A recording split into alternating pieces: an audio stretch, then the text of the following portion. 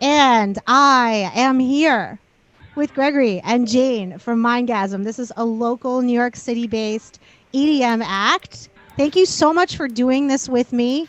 I really appreciate it. How are you guys doing? Yeah, thank you. We're doing really well. Yeah, You doing well? So you had a good birthday then? You had a good time? most certainly, most certainly, it was very magical. I did what I could. Good. Birthdays are important. Beyond. So yeah, basically, okay, just to give the people who are listening a sort of background here, I had said that I wanted to talk about what basically what the New York City music scene looks like right now in 2020. During a lockdown situation, and there was so much to cover that we wanted to talk about both what like bands and live music are doing, and what DJs and EDM are doing. And I've already covered the first part, and then I was trying to think of who would be perfect for the second part, and I realized that Mindgasm would be the perfect duo to talk to because y'all play instruments as well. You've been on both sides of the coin, so you're in a pretty unique position to just sort of like talk about this stuff and what things look like right now, an overall perspective. Basically, how I found you was at a show. I want to say it was like mid October, and I absolutely love you guys. Again, I think Jane went on first. Great outfit on top of everything else, on top of just being a very good DJ. And then Gregory went on, and there were some visuals as well. And I really enjoyed it. And I clapped like a seal at the end of the set, which you thought was funny. And I felt silly. But then I made other people clap because they really should have. It was so good. So, kicking off here a bit, I just kind of wanted to like go over your guys' background because it's my understanding that you've been playing music. Jane, I think you've been playing music like all your life, right? Yes, I finished musical school and I was playing piano all the time, so now I switched to keys. Yeah, I mean, I think Jane is being very modest. She was playing classical pieces by the time she was like 8 or 9 or something very young, and Yeah, and Jesus. that's when you go to school. It's like basically from 6 to 15. well, it depends where you live. Not everybody is lucky Yeah. enough to get that kind of schooling. Many years later, she played the drums, right? And she played the guitar, and she played the bass, and then she was part of some rock bands in school, but further into college a little bit. But then she kind of drifted away from music until she kind of met me, and I reintroduced it back into her life, and she introduced a lot more electricity into my life, and that's how we kind of became more of an electronic act. Jane, tell us about Gregory since that's how we're doing it. So I feel like Greg was making music and playing music since he was very little, and he was always in bands, playing guitar and singing. And his most recent act was Mindgasm, which was in the beginning it was a band. We had a drummer, a bassist, a second guitarist. I was playing keys and I was singing as well. And then we kind of realized that we also like deep house, and maybe it's a good way to incorporate these two different types of music and create something interesting. Yeah, I mean, I think one thing that Jane brought up is that we when we were playing live music, we noticed that there was a limitation. I mean, you play a song, you stop, you play another song, you stop. Sometimes you play a couple of songs in a row, but really the standard is you play a song, you stop, people clap, and you play a set, you stop, and sets are 45 minutes. Some more advanced, bands will play for an hour and a half, Like but a jam band. it's kind of an expectation.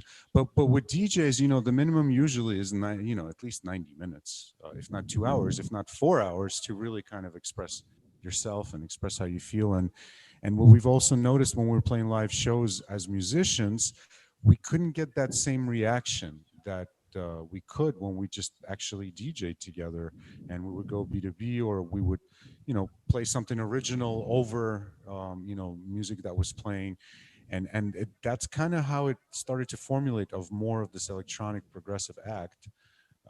where we're just really, creating and producing music and then playing live instruments over that. Got it. Got it. Were you guys going to raves and stuff like before you became DJs? Is that like kind of where you picked up uh, on the difference of the vibe between a concert and an EDM show?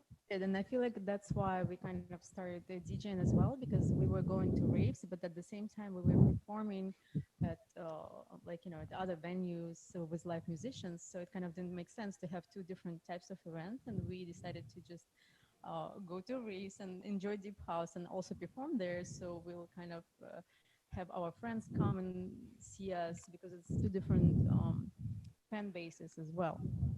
So you guys have been on the decks for, like you said, you made this transition about how long ago?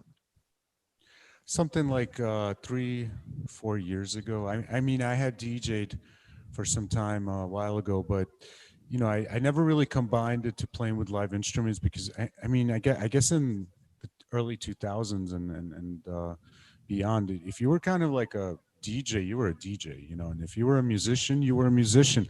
There Yeah. wasn't there were some bands that had DJs in the band, but there weren't Yeah. really DJs that had like musicians. Agents in the, yeah, to back them up. And Sure. that the audience actually, with time, having drifted so far into electronic music and so far away from live music, almost missed it and demanded it, where now if you're a DJ and you have a saxophone player, well, guess what, your audience is screaming for you. Or if you have a trumpet player, like, I don't know if you know Timmy the trumpet. Of course, I play the trumpet, kind Oh, of. yeah, I yeah, used to play it a lot. Now, I could use some practice. But yes, I do know who he is. He's a lot of fun. yeah. Oh, see, well, there you go. Like Timmy the trumpet. I mean, like, he's got this act, and you can't really, it's a really interesting, like I guess he distinguishes himself this way by playing the trumpet. He's not just another DJ, but really he is just another DJ, like us and like many people now, because I think the ability to express yourself musically has really changed. It's really become much more electronic, and like the sonic plane of producing music and expressing it has really become limitless. I mean, really, right now, you could really produce any sound, sample anything, and have it become, a song or an electronic message or a resonance, so to call it, right? But the idea is that you really have, like, as an artist, a palette that's limitless. And with that palette, you could paint so many different things and express yourself in so many different ways. And that's why, guys like Timmy the trumpet stands out, because while all the other guys are just spinning the same thing or producing things that are similar, he's doing something different. He gets up, he dances, he sings, I don't know, like, he plays on his trumpet, and it really sets him apart. And I think that's what helps us get set apart as well, because we play our instruments, we sing, and we produce and we DJ, but we really concentrate on the fact that the audience is dancing, and the audience likes it, and there's some sort of progression and some sort of a voyage that they get taken on. I really personally like this mix of sort of like organic and tech, or whatever, analog, digital instruments versus electronic, whatever you want to call it. But I like putting these two things together. It's kind of like, I don't know, musical cyborging. It's fantastic. And so you guys were getting to a point where you were gaining some traction, and then about 7 months ago, uh, things went to shit, and it really made a major impact on live music, on the music industry in general. So, how did COVID and the lockdown rework how you worked as DJs in general? Let's say from March on, like, what was the progression from uh, we're doing nothing to where you are now? Well, I think in some ways we're fortunate because we already had started to build a network of promoters and booking agents and other things. So we were just starting to get gigs, and but there was a full shutdown, like you said, and I think for about a month or two we just couldn't do anything. Like, nothing was done. I think everybody was in a complete confusion. Everything had to be canceled, and that takes effort as well.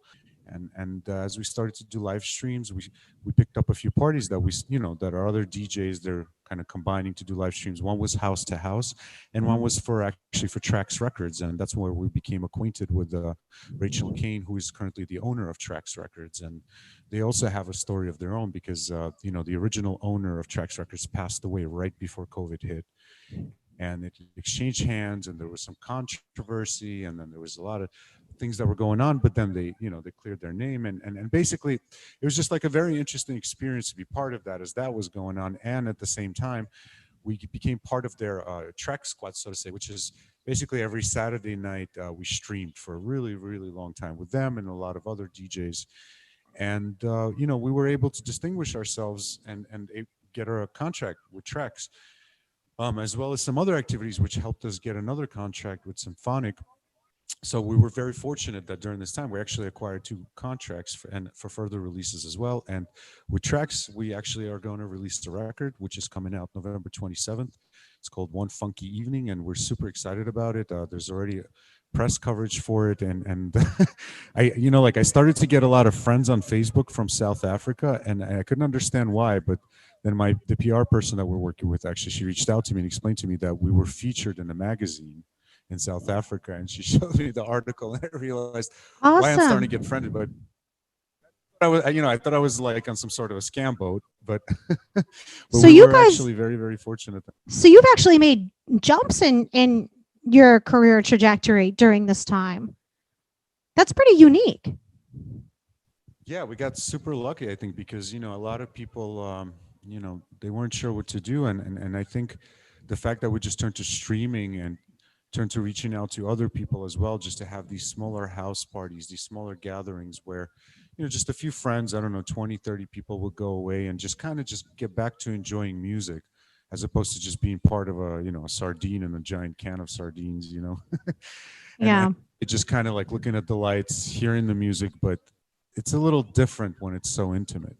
Do you feel like be it the crowd that you're attracting or the environment you're in, or maybe it's a little bit of both, do you feel like what you're doing as a DJ and what your process is in your set, do you feel like it's a little bit more appreciated by your audience from an artistic sense, or is it really just the same kind of thing where it's just a lot of people just there to party and get fucked up, which is a perfectly valid choice, but I'm just curious if you ever if you've felt a little bit more recognized from a artistic standpoint by your audience or not when you are playing smaller shows.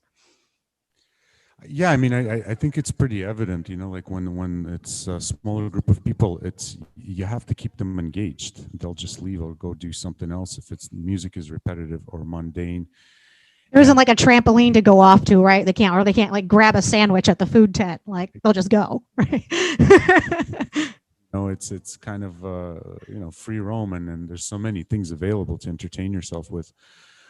So it's really challenging, really. But at the same time, having a lack of live shows, having a lack of festivals, having a lack of this giant tribal way of living that we got used to for entertainment, it creates a really big void in people, and people are really, really, really lacking. They really need this sort of communication, this sort of environment to be able to mingle, to be able to listen to music, dance together.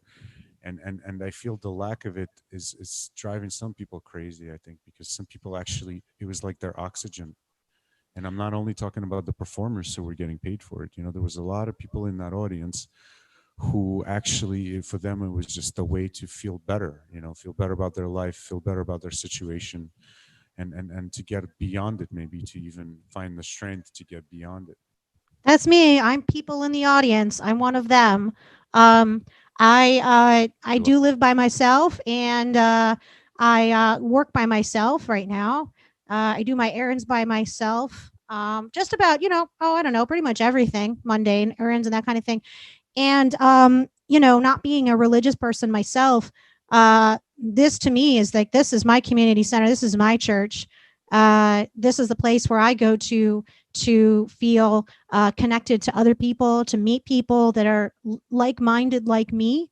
And I feel like the extreme circumstances that we've been put into, it's really funny who you discover and who's on the level with you. These new circumstances of 2020 have sort of defined quite a bit in terms of where people find connection. Um, and what makes them come alive. And actually, too, I've been checking out this documentary that I can, of course, never remember the name of, and I have to look it up every single time, which is ridiculous, and I'm doing that right now. But essentially, like what it goes into is the sort of the science behind EDM and that these sort of like these beats that repeat and get us into a certain mental state. And no, folks, you actually don't have to be on drugs to get into that point. I won't shame you if you do that. But there is something from a neurochemical standpoint in terms of bringing people into this state through this music. Here, let me see if I can find the thing that I'm talking about. Yeah, electronic awakening. So basically, they go into that, the sort of like the science behind all of this. There's something to be said for the fact that we have been dancing around in circles to rhythmic beats together and gotten into a state and in touch with a higher power, a collective energy for hundreds of thousands of years. So, anybody who gives me any hell about this and tries to dismiss it as just random partying can quite frankly kiss my ass. And I really appreciate the fact that you guys are essentially like the preachers in in this sort of framework. You know what I mean? Like you bring the good news and the love and that sort of thing. And there isn't any dogma. You know what I mean? It's just like all through the music. So that's sort of my long-winded way of saying that and I sure speak for a lot of people, really appreciate people like you who are forging ahead and doing what you can do. As fulfilling as you find it, I assure you that you are definitely helping to heal the souls of other people. So just know that, if you're about to go on and you're tired or whatever, that what you do is very important. Go ahead. I'm sorry. Oh, you're welcome. I know that was a long rant there, but I get very defensive. I do this topic on this topic. So, okay. So in terms of that scene in general, speaking of, because I'm talking about meeting new people and that sort of thing, have you met new people since you have, since 2020 has happened? And, I know you're now involved in the, God, I keep forgetting it. Say the name of the label again. Tracks Records. Tracks Records. Have you met people through that? Have you been surprised by people who have come in who are brand new and been like, "Who the hell are you?" And wow, this is great. Like, what has this looked like for you in terms of your professional and social contacts? I feel like we met a lot of people over the internet, and I feel like COVID actually created a lot of opportunity to reach a bigger audience, especially fans, but also other DJs who organize different streams and they try to collaborate. And we actually have a lot of people that we know that have a Rapture TV channel, which is a True collaboration Proud. of different artists and not only DJs, but he also has someone playing different instruments and singing.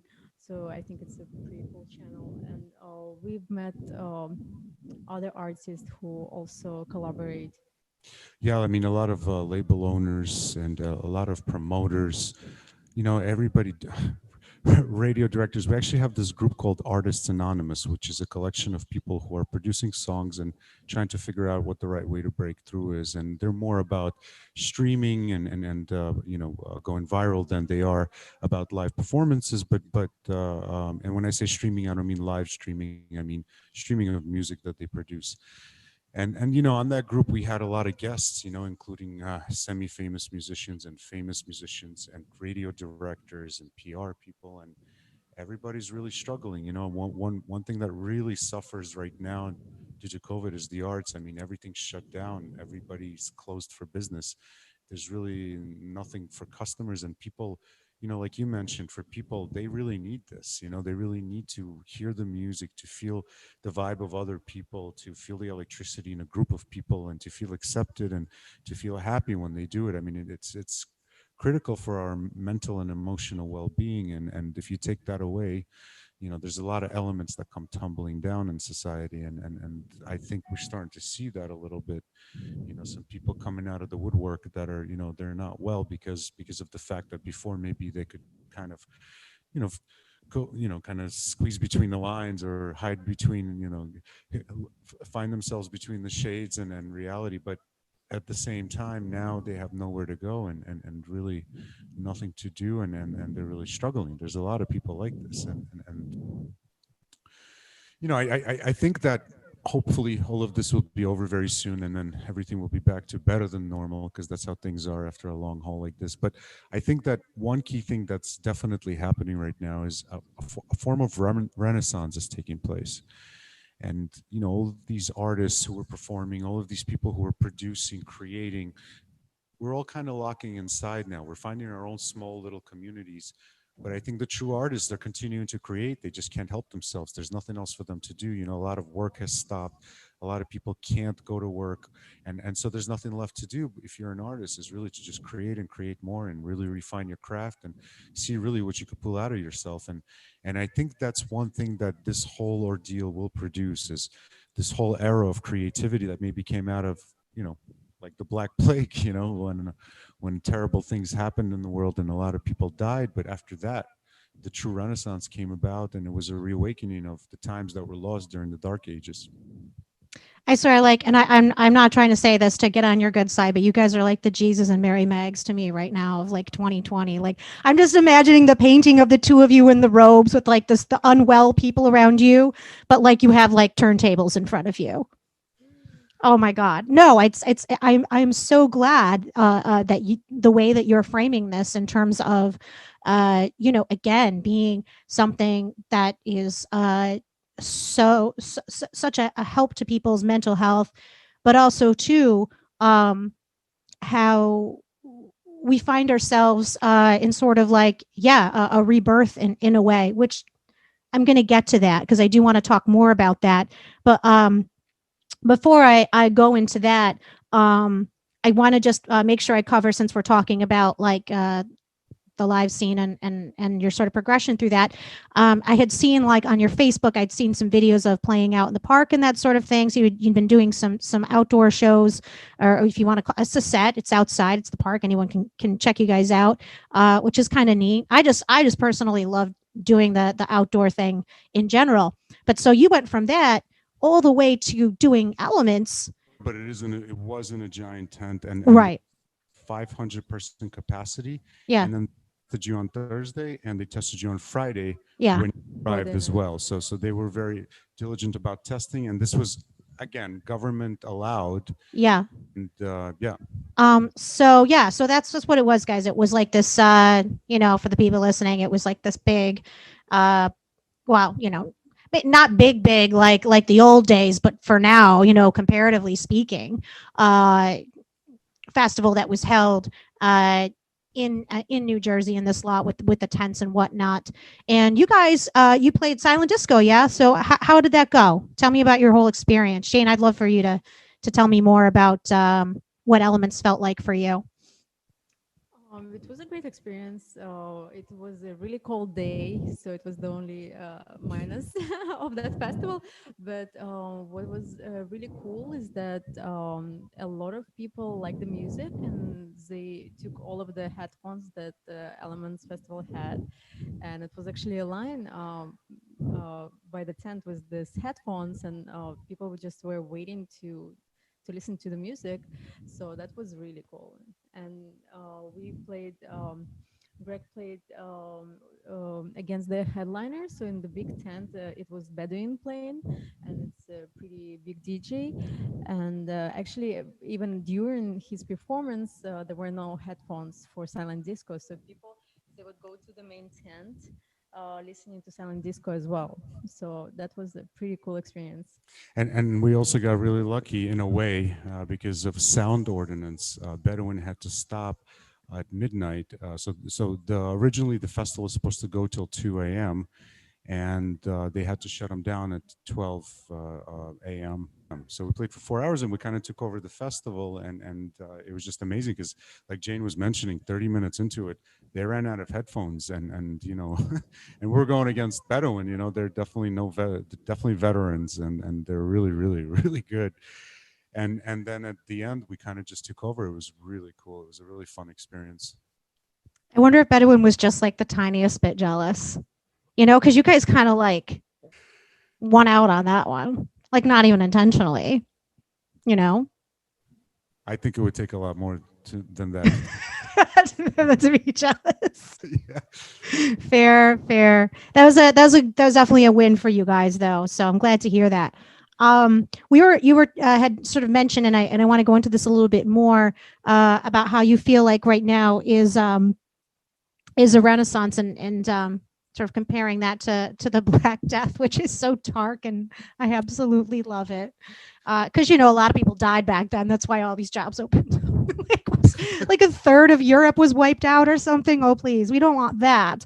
Yeah. But I absolutely can see the parallel there to where out of the ashes or whatnot, out of tragedy comes the out of necessity the birth of new things.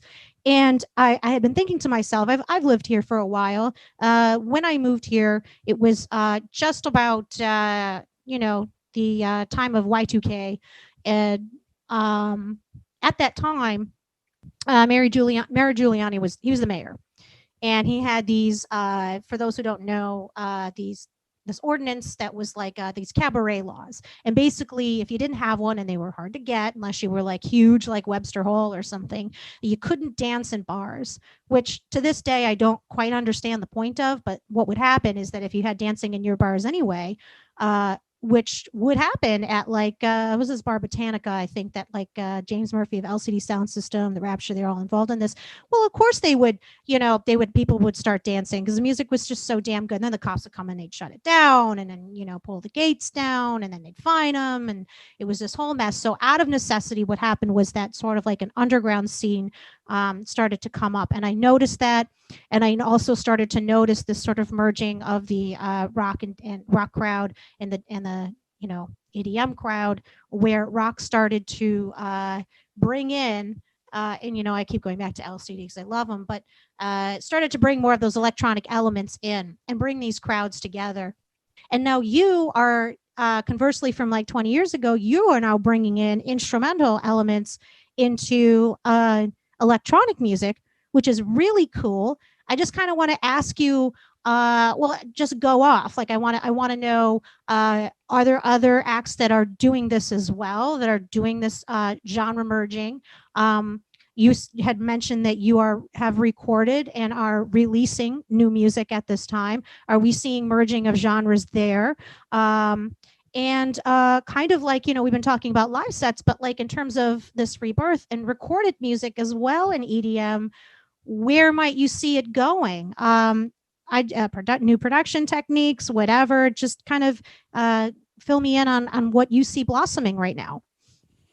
Well, I mean, I think definitely introducing live instruments to electronic music is what's appealing to the audience, and it's really the audience that's guiding the way of how things progress, regardless. But what we've been trying to do with our music, at least, is really challenge the DJs, challenge the audience, challenge ourselves to really produce more melodic and more progressive kind of sounds. So you do have all these frequencies and all these lows of electronic dance music and the complex beats, but at the same time you have classical tones, you have funk, you have rock, and all of this is merged into one or two tracks.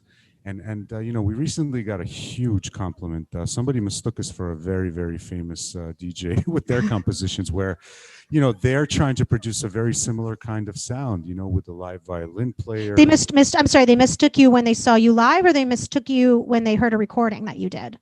Well, we were playing, and we were just hanging out, and it was actually just some of our friends who know music really well, and they're producers, and they're like, "Oh, is this you?" And no, it actually wasn't us at all. and that's a great feeling, because they're trying to do something similar, where they're combining genres. I mean, it's all still across dance music, across deep house or electronica or melodic deep house, but it's a little more now, because just electronic sounds are not enough, and just having complete repetitiveness is not enough. People are looking for something a little more. They're looking for a message, a musical message, or just some sort of a verbal message where they can reach out and they can kind of feel a little more than just electronic dance pumping at them, where something else is pumping at them, not just pure like electronica, but it hits them also with like classical melodies or some sort of a funk or some sort of rock rhythm or maybe even a little bit heavy metal, like it's not out of the questions. There have been remixes of heavy metal songs, so it's really, I think, challenging the genres is really, I think, where things are going, and only because you have to distinguish yourself. Right now there's so many artists, and especially being locked away, everybody's a bedroom producer, Mhm. and there's so much stuff getting released that to stand out amongst the crowd, there's really no way to just other way to distinguish yourself.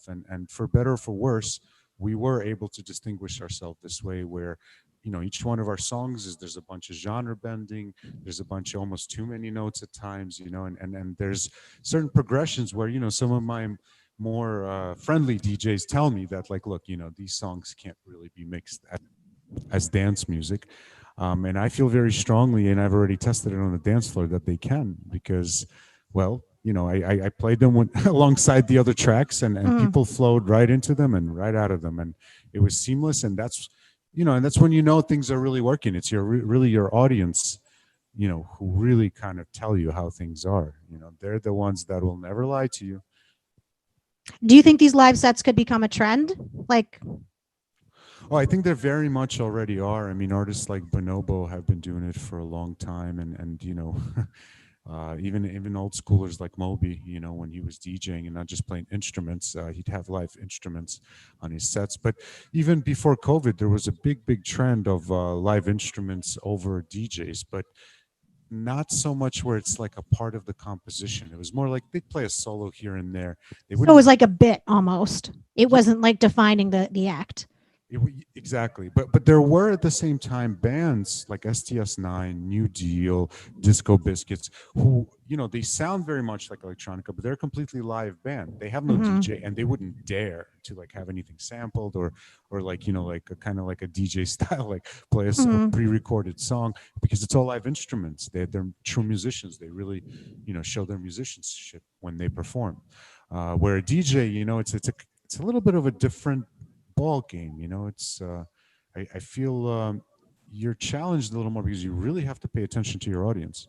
You're not just going to wow them with some sort of playing of an instrument. You really have to understand how to hit their frequencies, how to hit their resonance, to really make them vibrate. And well, first start just by moving, then start by like swaying, then fist pumping, and finally screaming. If you got them screaming, then you're doing the right stuff.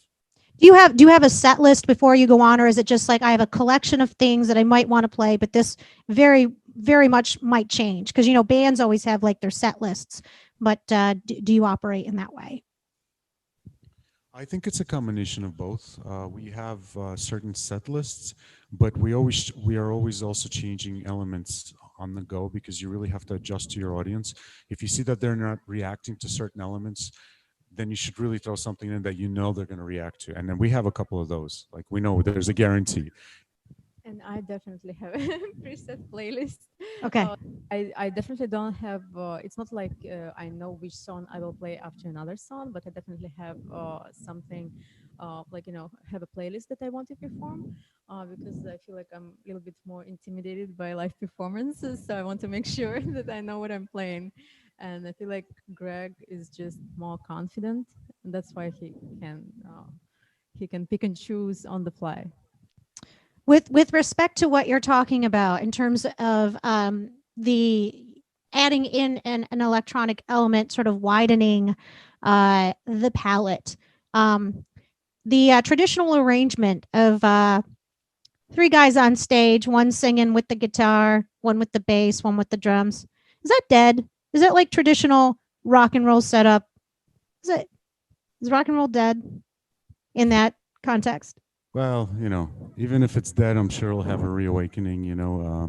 Rock and roll will never truly die, but it is lingering. You're right, because you're kind of, when you're playing rock, you're a little bit limited to what you're able to play and perform, and it's also quite difficult. You got two, three guys, four guys in a band, and they all have their own drama, and then there's band drama, and then there's promoter band drama, and then there's manager. There's just so much drama between so many people. It's very difficult to actually keep that going for extended periods of time. And then just the simple fact of like on top of that you add equipment, right? So like just alone, like we DJs, right? I mean, what do we travel with? This little USB over here, it's like less than Mm-hmm. my pinky nail.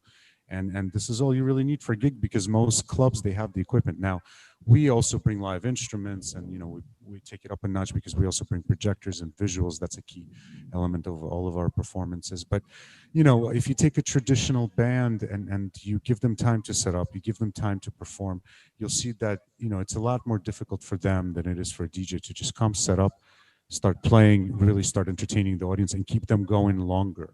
Because for a band to play, I don't know, 6 to 12 hours, it's almost unheard of. But for a DJ, it's definitely not. Would you say that that is the reason why we have not seen band? Not that I don't see them. I'll see them out in the park here and there. There's one that I really like that plays outside of McCarran, like almost Friday night. God bless them. They're so dedicated. But they're certainly not leading the charge in terms of a scene where they're, say, renting out a space or whatnot, like DJs I found will do, or their promoters, organizers, what have you, to throw down and do a set. Bands aren't really doing that.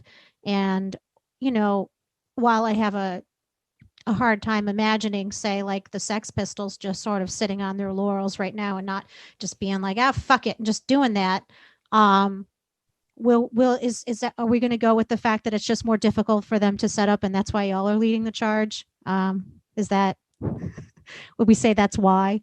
Because they're just not, bands are just not doing what DJs are doing right now in terms of making live sets happen. And I'm just not really totally sure why. I get that they have like added challenges to logistically and that sort of thing, but I don't know. Is it just all that? Do you feel like DJs maybe have more of a just sort of rogue nature, connection to the underground? Like, what are your thoughts on that? I feel like even from our experience performing, when you go to see a band, it's usually a particular very narrow audience, and they just come to listen to a particular band. And when you have Mm-hmm. five bands line up, you just see people leaving. They will listen to a band, they would leave. I mean, it's different for like a huge concert than people would listen to someone who is playing before the main act. But for smaller concerts, I saw it happened all the time. So I feel that for bands they have a smaller audience, and for DJs, or at least DJ fans, they're more tolerant, and it's just a bigger audience, and it allows them to have a bigger crowd and make these gatherings and concerts possible. I think also, there's the strain on musicians. I mean, just think about it. They have to practice. They have to, really get their notes right, tune their instruments, tune their voices, really practice their songs. So it takes so much effort to just get to the point of actually being able to perform, compared to a DJ where you could assemble your set and theoretically just look down at your board, hit play one song after the other, and still get a reaction out of the audience. And some DJs actually do just that, and that's fine because that works. It makes people happy, right? It's the audience that is the ultimate dictator and the ultimate mob. I think rock and roll shows used to be like an event. It used to be that you follow them around for it because they just really get you there. And now they just, the sonic plane is so open for producers that they just can't get you there. Yeah, you know what? You're right. They just Yeah. the DJs, they play things with such frequencies, with such beats, with such samples of instruments from around the world, from some vocals that you can't exactly mimic that, you can't reproduce it, you can't practice it, and without it, it's almost like something is missing. It's the same reason why we switched more to an electronic sound and DJ decks as our core, as opposed to like a drummer and a synth player and a bassist as our core, because it's just they're very limited in what they can actually produce and what they can actually play live.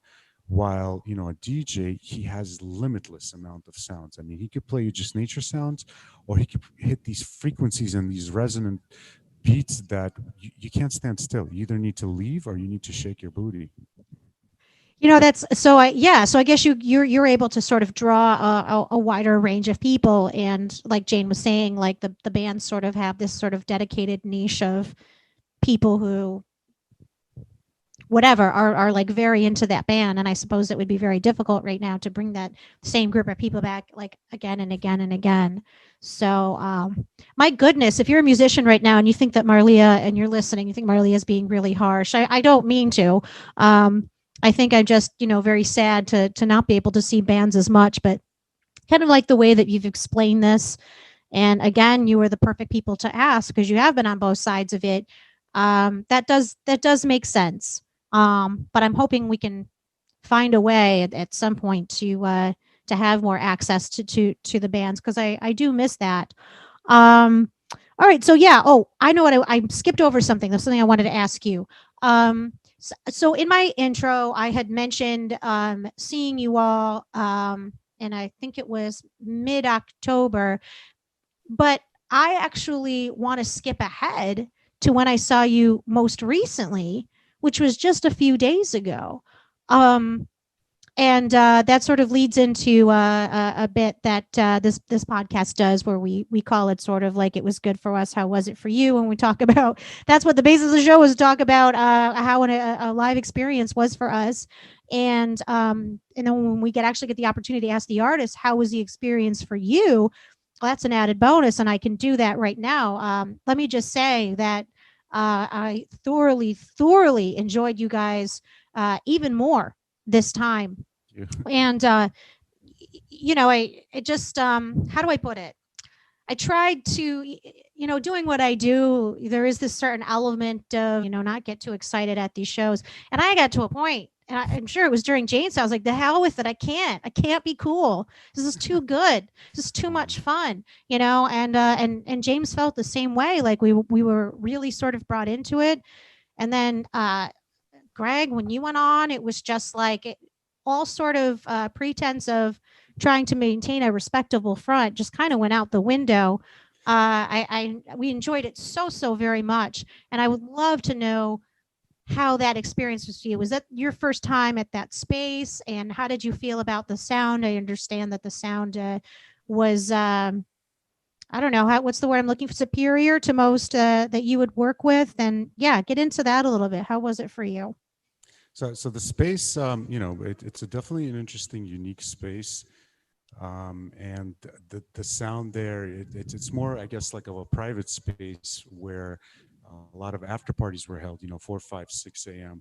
And a lot of really big name DJs would go after in the normal days, and still now, even still, they still have some after parties. And so the sound is very uniquely tuned. There's a very unique equalizer that stands there, as well as the speakers.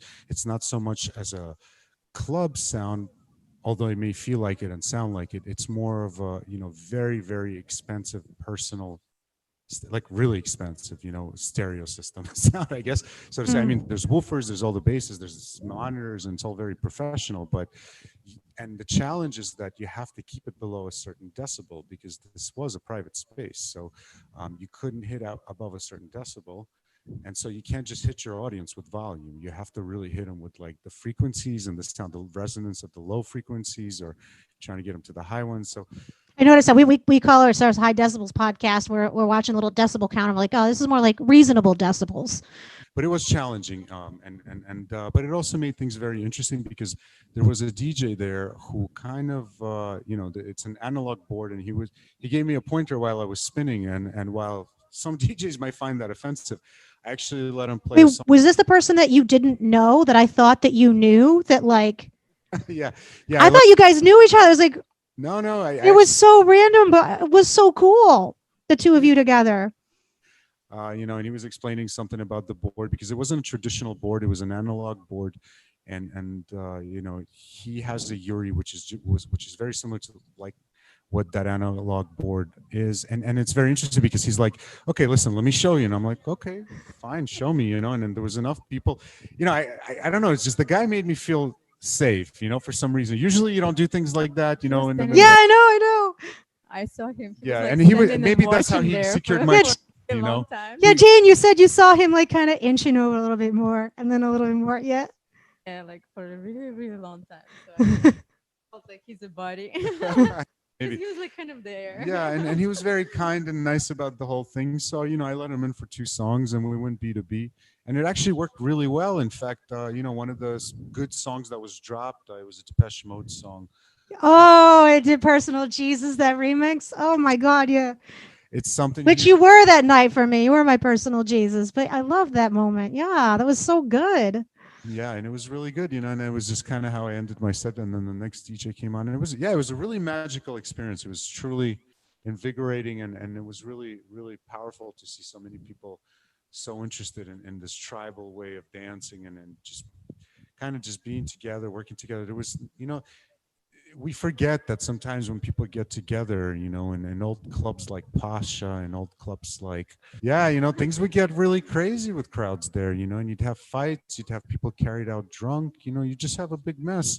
And while the majority of the people, probably the working crowd, and it wasn't bothering anybody, there was a lot of messes. And it's just nice to see people get along and people enjoy themselves and kind of take care of each other, and not Yeah, I really really make a loved the mess. crowd. That's a good point. I Yeah. think everyone was very friendly, smiley, very polite, and Very grateful and yeah, very happy to very be there. supportive. Yeah, they love the music. I really love the crowd. Yeah. Yeah, the crowd was beautiful, and we thank them for having us, and thank you for having us, because it's really a privilege in this day and age to just be with people and play to them, and have such a reaction, have such a good reaction from them.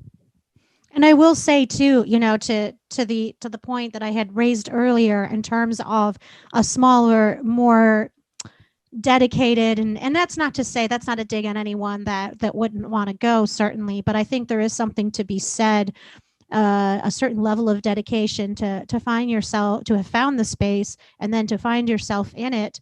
That these are like solid EDM fans, and I picked up on that because people were like talking to each other about your set during it and that sort of thing, all positive things, but like people were definitely like, just they weren't just dancing and out of their minds the whole time. Like people were definitely picking up what you guys were putting down, and even myself, although it may not have appeared to be so, I did have that degree of awareness, and just enjoyed it so much. But this was just, yeah, a time where it was just too hard to just stand there like a security guard, with a sort of placid smile on my face, nodding appreciatively.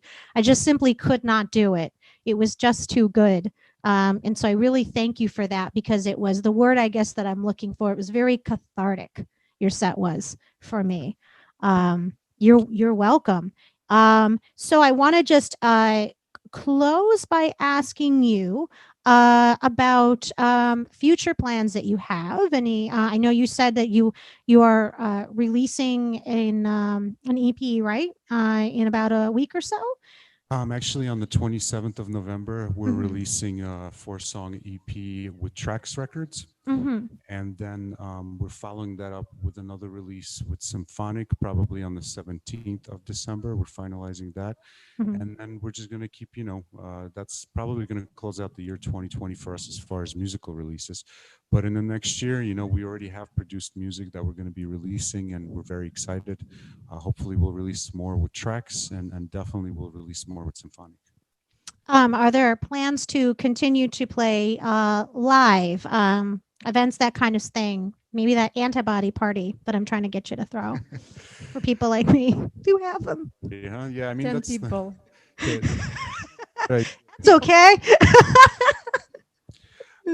I mean, an antibody party is not a bad idea, but it's a little discriminatory. I feel like we'd leave some people in the cold, and a lot of times those are the ones that actually need the most healing. No, I know. I hear you.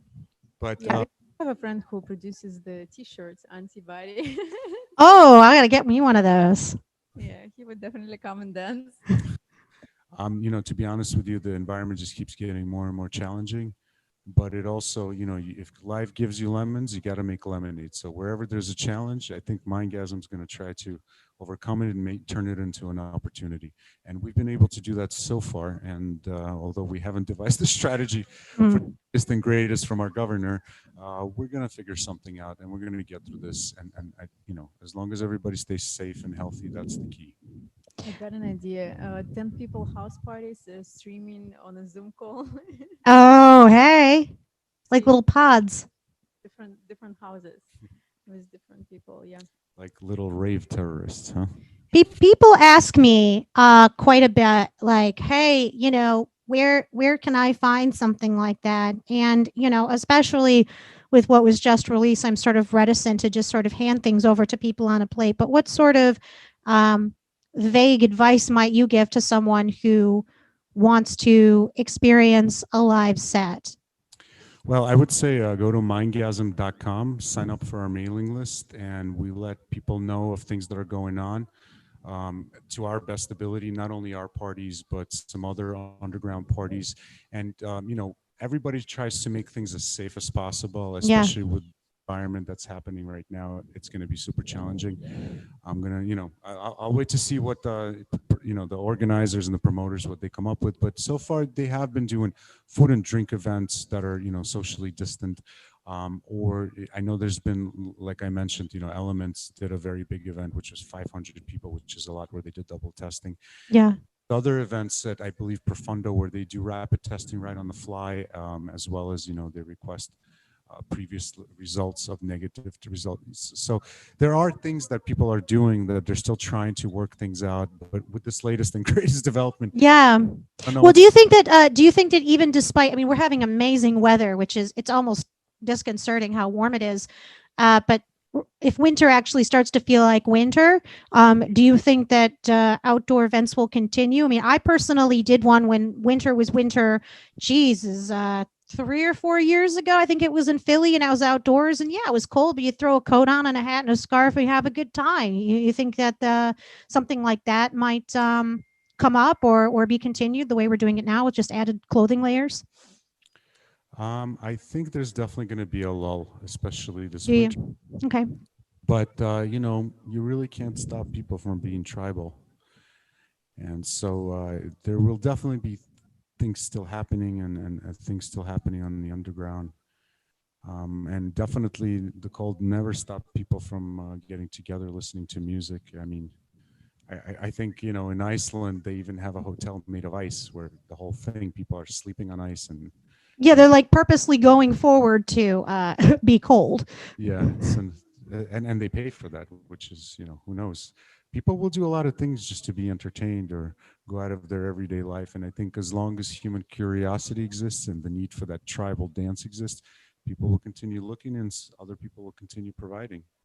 I love that you said that the sort of tribal experience is kind of just unstoppable. I like that a lot. I'm probably going to open the show with that quote. Actually, I really like that a lot now because it's so on point. Bubble. No, it's absolutely, it's very much on point. Um, yeah, so like they said, mindgasm.com to learn more about what these guys are up to, and y'all too. It's just like that's what it is. It's about you know, uh, go on SoundCloud, go on Instagram, find DJs that you like, and follow them. And that's your path. Really, is just sort of really developing a connection with the actual artists themselves. It's really not about your favorite venue anymore. Like, oh, what's Brooklyn Mirage doing? They're doing nothing. The answer is they're doing nothing. And now it's really about the fans' direct connection to the artists. So I encourage everyone to please support them. Is there anything that you'd like to close out on, either of you, before we wrap things up? That just stay safe, follow us, follow your favorite artists. They really need your support right now. I think a lot of the things that we're able to continue to produce, to perform, just because people are coming up to us and making us feel welcome, making us feel warmed. So anywhere you can do that for an artist that's struggling right now, it's a really, really big thing, especially for them who can't perform right now. For an artist, performing is like breathing air, and imagine just being a fish out of water, and that's how everybody feels right now. So give them the support that they need, and hopefully support us as well. Again, we have a record coming out with Trax Records on November 27th called One Funky Evening. Really looking forward to that. And follow us on mindgasm.com. That's mindgasm with a Z, not an S. That's because Mindgazm with an S is actually a heavy metal band, and they're not bad, but Oh, very different from what we're trying to do. But do follow us, and we look forward to hopefully seeing you and hopefully being the captain of the ship that you'll be sailing on one day in a dance club. oh, Thank you and so much for having that.